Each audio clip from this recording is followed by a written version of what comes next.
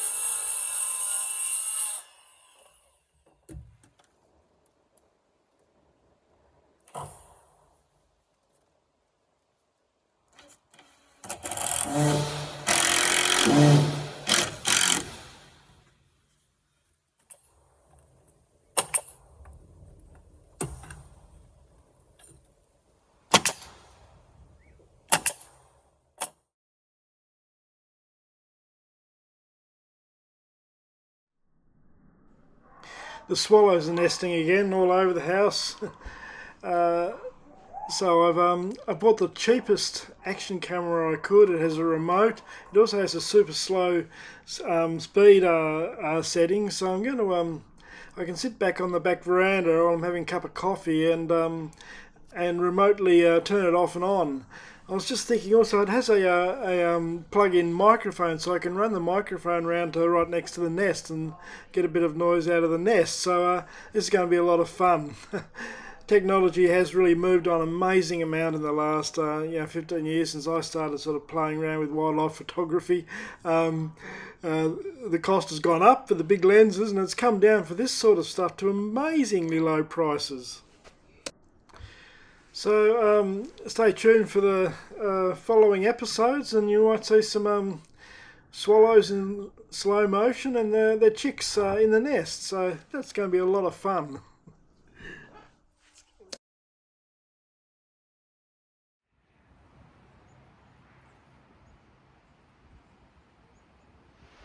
So I might call it a day for this video. So I've made a fair bit of progress. So the next episode I should manage. Not so soon, huh? Just shortly after I was doing a bit of welding, my welder failed. So now I've got to get the welder fixed and get that back on the track to keep this project going. So I've taken the welder to pieces. That wasn't planned, so I've got a bit of a hold up now for the finishing off the chicken tractor. I've got another welder, that one over there on the chair. It's much bigger. It's a TIG welder, but it's got an arc as well. But I haven't got a positive lead that fits in that one, and that hasn't come with an arc holder, a stick holder. So I've had to sort of play around with this. I found the problem, which was really quite lucky. Just a little resistor, that's sort of long thin one, that little white long one in the top there, that's sort of vibrated over time, I guess, and fatigued, and has come apart. It has had a hard life. It's probably it's probably 15 years old. It was the first of the inverter welders that when they came out, and all of a sudden you could weld from an extension cord. You didn't have to plug into a 15 amp socket. So the guys are sort of putting these on their backs and climbing up structures and welding on site, which hadn't happened before with welders. So these were a big step forward. And this one's still going. It's a great little welder, and I could use the big one over there, but this one is just so much handier, and it's pretty smart. It's got anti-stick stuff, and it's good, yeah. But now I've got to get that little resistor. I found one. It's going to cost me $2.90 and $25 to freight to get it here. So the chooks are free for a little bit longer. I'm not happy about that. Anyway, so I'll get that fixed. Hopefully I can fix it, and we're back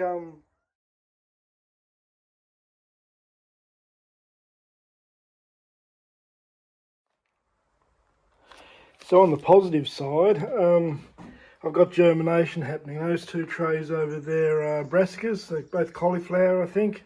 Got some spring onions, some garlic chives. This one is corn, but they're not appearing. But the zinnias are coming up. So everything's go here. This is it's a low heated bed. It gets cold during the night, so it's not ideal, but it's all I've got. So, and it works to a certain extent. So the glass house will be finished today, and I'll be able to get these things out into the glass house and growing away and sitting there waiting till it really is time to start planting. So that's positive. That's going forward. So you can expect in the next videos, weeks to come, you'll see me planting stuff out and stuff growing, so that'll be great. I just won't look like I'm doing nothing. That's good. Yeah, so the new glass house is sort of semi-completed enough for this season. I've started putting stuff in there, grow Susie tomatoes and brassicas, and to see how they go. So has the season started? Well, I think we're still a little bit too early. I think caution is the best strategy at this stage.